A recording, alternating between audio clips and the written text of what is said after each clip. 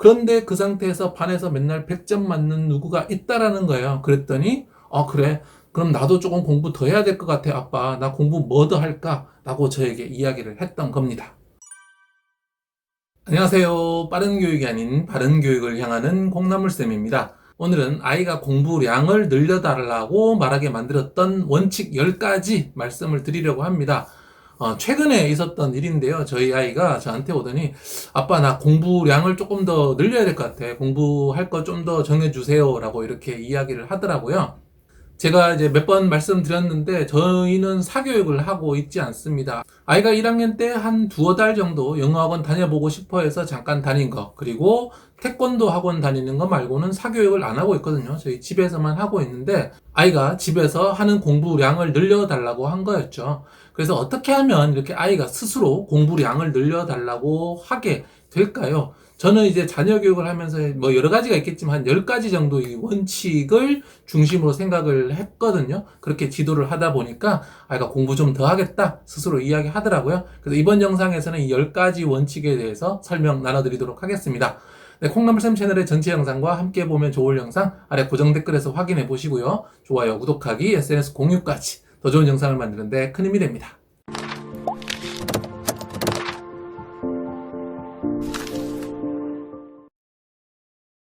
가장 먼저 제가 신경 썼던 거는 일단 공부 습관을 들이는 거였어요. 왜냐하면 이 습관이 되지 않으면 힘들거든요. 그래서 했다 안 했다 이런 식으로 규칙성이 없으면, 습관이 들지 않으면 아이가 계속 하기 싫은 마음이 듭니다. 그래서 저는 매일매일 정해진 양을 계속 하도록 했습니다. 시간은 약간 변하기는 했어요. 시간도 정하실 수 있으면 정하고 아이가 잘 한다면 정하면 좋은데, 저희 가정 같은 경우는 태권도 시간하고 이렇게 좀 변동이 있어서 정확히 공부를 시작하는 시간은 정하지 않았지만 전체 양은 딱 정해뒀거든요. 그래서 매일매일 하고 주말도 예외 없이 했습니다. 그래서 전체 양을 줄여서 주말까지 빠짐없이 하면서 아이가 공부를 하는 날, 안 하는 날 자꾸 변화가 있어서 오늘은 하기 싫다 이런 말이 나오지 않도록 매일 꾸준히 공부하는 공부 습관에 첫 번째 관심을 드렸고요. 두 번째는 이렇게 꾸준히 하기 위해서는 공부량을 그렇게 많지 않게 적정량을 하는 것이 굉장히 중요합니다. 제가 말씀드리는 학년별 공부 적정량은 학년 곱하기 20분이에요. 그래서 4학년이니까 곱하기 20분 하면 80분이 나오죠. 근데 저희 아이는 요거보다는 조금 더 하고 있습니다. 그래서 20분을 기준으로 조금 더 적게 하거나 조금 더 많이 할 수 있겠는데, 처음에 시작할 때는 조금 더 적게 시작을 해서 아이가 익숙해지면 조금 더 늘리는 방식을 택하시길 권합니다. 아이의 수준에 따라서 이 시간을 선택을 해야 될 텐데요. 아이의 공부 동기 어떻게 챙겨줘야 하냐 이런 질문들 하시는데요. 초등학생에게는 공부 동기란 게 거의 없습니다. 초등학생들은 그냥 습관으로 또 해야 되니까 하는 거거든요. 그래서 너무 많지 않은 양을 이렇게 습관 들이도록 하는 것까지 해서 두 번째고요. 세 번째로는 제가 미디어 통제를 아주 철저하게 하는 편이었습니다. 거의 영상을 보여주지 않았어요. 애들이 봤던 영상은 주로 영어 영상입니다. 영어 교육용으로 영상을 보여줬고, 그리고 아이들이 영어가 아닌 우리말 영상을 보는 것들은 거의 주말에 1시간 정도, 한 주에 한 번, 주말에 한 번 정도 보는 걸로 그 이상으로 미디어를 보여주지 않았습니다. 왜냐하면 미디어를, 영상을 자꾸 보는 습관이 들면 이 수동적으로 가만히 앉아있는 그런 것들이 몸에 배거든요. 그래서 영상을 보더라도 예를 들어서 종이접기처럼 뭔가 생산적으로 뭘 하고 배우는 그런 영상들은 사용을 했고, 가만히 보면서 웃고 넘어가는 그런 미디어들은 되도록 보여주지 않았습니다. 네 번째는요, 공부 거부 시기를 넘어서는 것들이 굉장히 중요합니다.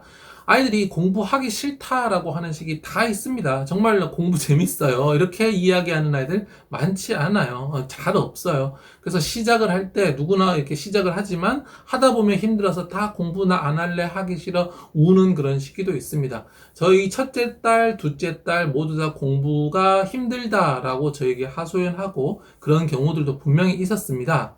그런데 제가 공부 습관 잡는 거, 생활 습관 잡는 거, 훈육 방법들 이런 영상들 쭉 올려드렸잖아요. 그런 방식을 통해서 아이에게 습관을 잡는 것을 굉장히 중점을 뒀고요. 그 다음에 앞에서 공부 적정량이라고 했잖아요. 너무 많은 양을 시키지 않음으로써 아이가 그래도 하면 하겠다라는 그런 마음을 가질 수 있도록 해주는데 초점을 맞췄어요. 그래서 우리가 하는 양이 절대 많은 양이 아니다. 요것만 꾸준히 해보자. 요것만 끝내면 또 놀 수 있잖아. 이런 말들을 계속 해줬습니다. 그러니까 아이가 하기 싫다고 하는데 무작정 혼내는 것이 아니라 봐봐, 양이 이렇게 많지 않잖아. 주말 같은 경우에는 네가 하루 종일 집에 있는데 하루 종일 놀잖아. 여기서 30분, 1시간 공부하는 게 그렇게 힘든 일일까? 라는 이야기를 하면서 아이에게 공부 시간이 정말 하루 생활 시간 중에 노는 게 대부분이고 공부 시간은 얼마 되지 않는다는 걸 계속 인식시켜 주었습니다. 그 다음 5번째로는요, 제때 배우는 것에 굉장히 초점을 맞췄습니다. 보통 교육에 관심 많으신 분들은 일찍 시작하면 좋다고 생각해서 일찍 시작하시는데, 제가 다른 영상에서도 말씀드렸지만 초등학교 입학 전에는 학습지라든지 문제집이라든지 이런 것들을 이용해서 지능을 본격적으로 이용하는 생각해야 되는 공부는 적합하지 않다라고 말씀드렸습니다. 한국식 그런 공부들은요. 그래서 한글 공부도 그렇고 어린이집에서 시작할 때 책 읽기 중에 그런 한글들을 조금 더 더듬는 방식으로 하고, 영어는 1학년 때 거의 10월 정도 돼서 시작을 했습니다. 왜냐면 한글 교육이 우선이니까요. 그래서 무작정 옆에서 좋다라는 걸 다 넣는 것이 아니라 한글 교육은 7세 때 어린이집에서 시작할 때 같이 하고, 또 연상 같은 경우는 생활 속에서 수감각을 통해서 조금씩 다가가고, 영어는 한글이 어느 정도 되고 책을 읽은 다음에 들어가고, 그래서 모든 것들을 제때 제 시기에 넣어줌으로써 스트레스를 최소화한 거죠. 아이가 공부량을 늘려달라고 말하게 만들었던 10가지 원칙 중에 이제 6번째는요, 충분히 놀기였습니다. 아이가 하루의 공부량을 제가 정해줬던 공부를 다 한 다음에는요, 어떠한 경우에도 더 시키지 않았습니다. 부모님들이 많이 실수하시는 지점이 바로 이 지점인데요. 아이에게 공부를 시켜 놓으신 다음에 아이가 일찍 끝나면 괜히 그 시간이 아까워서 또 시키고 또 하나 얹고 이렇게 하기 쉬우시거든요. 절대로 그렇게 하시면 안 됩니다. 만약에 아이가 공부를 좀 일찍 끝냈다고 해서 다음 양을 또 넣고 한다면 아이가 빨리 해봤자 소용이 없구나, 제대로 해봤자 소용이 없구나, 또 시키고 또 시키는구나 라는 좌절감을 느끼게 됩니다. 사람은 성취감을 느껴야 되거든요. 그래서 아이가 뭔가 정해진 걸 딱 했을 때 굉장히 축하해주고 그걸로 끝나고 그 다음에 충분히 놀 수 있도록 해주셔야 돼요. 그래서 하루 종일 주말에 하루 종일 있다 보면 공부 뭐 한 30분 하고 1시간 하고 나머지 놀면 부모님 입장에서 조금 그렇게 보이거든요. 그런데 그거를 허용해 주셔야 됩니다. 그리고 나서 다음에 이렇게 이야기 하셔야 되는 거죠. 아니, 하루에 이렇게 10시간 넘게 놀잖아. 겨우 30분 공부하는데 이것도 못하겠다고 하면 어떻게 되는 거니? 엄마 아빠는 집에서 밥 해주고 일해주고 모두 다 해야 될 일이 있는 거야 라고 이야기를 그때서 할 수 있는 거예요. 그래서 충분히 노는 것 굉장히 중요하겠고요. 6번째는 아이가 잘 못하는 지점을 넘기도록 도와주는 거 굉장히 중요합니다. 아이가 공부를 하다 보면 영어든 국어든 뭐 수학이든 어려운 지점들이 생기잖아요. 이 어려운 지점을 넘어설 수 있게 부모님이 도와주시는 게 중요해요. 할 수 있다는 그런 느낌들이 생겨야 아이가 계속 하려고 하거든요. 그래서 중요한 것이 공부의 양과 공부의 질을 조금 낮춰주는 겁니다. 아이가 할 수 있도록요. 그리고 나서 또 아이가 어렵다는 지점에서 부모님이 함께 도와주시는 것이 중요합니다. 고학년이 되고 중학생이 되면 부모님이 이런 것들을 도와주시기 어렵죠. 그렇기 때문에 저학년, 중학년 때 미리 해두시는 게 중요한데요. 뭔가 어려울 때 옆에서 도와주면서 그 깔딱고개를 딱 넘어서게 했을 때 아이가 자꾸 막혀서 답답한 느낌을 받지 않도록 그렇게 해주시는 게 중요하겠고요. 그 다음 8번째는 결과보다 과정 자체에 항상 집중을 하는 겁니다. 아이가 얼마나 알고 있고 모르느냐, 뭐 시험에서 몇 점 받았느냐, 여기에 너무 신경 쓰시면 안 돼요. 저희 아이 같은 경우에는 그 반에서 단원 평가 같은 거 봤을 때 처음에 100점 잘 못 맞았거든요. 항상 틀리는 게 몇 개씩 있더라고요. 그런데 저는 거기에 대해서 단 한 번도 이거는 왜 틀렸니, 해갔는데 왜 이러니, 뭐가 문제니라고 아이를 붙잡고 잔소리라든지 그런 것들을 하지 않았습니다. 다만 80점이네, 80점도 잘한 거야, 앞으로 더 하면 더 잘할 수 있겠지만 이 정도도 충분해, 잘했어 라고 늘 응원을 해 주었습니다. 응원을 해주면서도 아이가 왜 틀렸는지 더 나아갈 수 있는 방법에 대해서 관심을 가져주는 거죠. 그러니까 네가 80점 맞았네, 4개나 틀렸네, 왜 이렇게 틀렸어 라고 결과적으로 아이를 질책하는 것이 아니라 80점만 하더라도 잘했다. 네가 노력한 만큼 결과가 냈구나. 100점을 맞고 싶다면 더 열심히 더 많이 하면 되겠지라고 노력하는 과정 자체에 자꾸 초점을 맞춰서 이야기를 해준 거죠. 그리고 아이가 틀린 게 있으면은 또 도와줬어요. 틀린 게 있는데 도와줬다라는 것은 틀린 것을 지적하고 막 이렇게 하는 것이 아니라 이런 것들 왜 틀렸을까? 아하 이런 지점을 놓쳤구나 라고 굉장히 중립적으로 편안하게 이야기를 해주는 겁니다. 아이가 부모님의 그런 마음에 신경 쓰지 않도록요. 아이가 엄마가 아빠가 이거 틀려서 화가 났네 라는 느낌이 들지 않도록 해주시는 것이 굉장히 중요하겠고요. 그 다음 9번째는요. 지식보다 사고력에 초점을 맞추는 거예요. 제가 지식보다 사고력이 중요하다는 말씀들 굉장히 많이 드렸는데요. 사고력이 있어야 이 사고력으로 선생님의 수업이나 책을 듣고 이해를 하거든요. 그런데 공부를 할 때 항상 정답, 지식에 너무 초점을 맞추면 아이들이 이것을 어떻게 생각하고 이것을 어떻게 다루어야 하는지에 초점을 맞추지가 않습니다.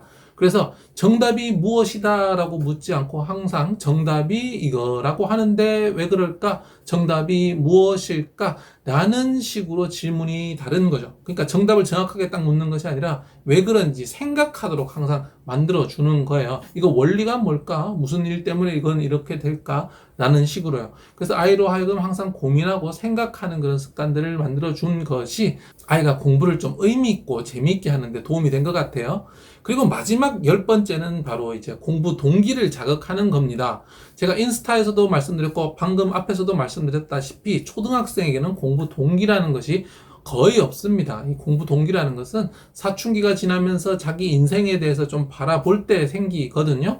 그런데 이런 내적인 동기 말고 약간 외적으로 공부 동기를 살짝 자극할 수 있는 방법이 있는데 조금 조심스럽게 하셔야 됩니다. 저는 저희 아이에게 반에서 공부 열심히 하는 애들 한 몇 시간씩이나 할까? 이런 식으로 물어봤어요. 근데 이 말 속에 뉘앙스가 굉장히 중요합니다. 아니, 누구는 몇 시간이나 하던데 너는 몇 시간 하는 거야? 가 아니라 예를 들어서 아이가 시험을 봤는데 85점을 받아온 거예요. 그러면서 100점 맞은 아이가 있다라는 거죠. 그럴 때 저는 야 봐라 열심히 해야지 걔만큼 이런 감정을 넣지 않고 그래 걔 대단하다. 너도 85점밖에 못 받았는데 걔는 어떻게 해서 그렇게 잘했을까? 걔는 공부를 얼마나 한대? 굉장히 중립적으로 대화를 꺼내는 거예요. 제가 이런 내용들을 인스타에 썼더니 아니 그거 어차피 사람 비교하는 거 아니냐라고 하던데 전혀 그렇지 않습니다. 이 뉘앙스 차이예요.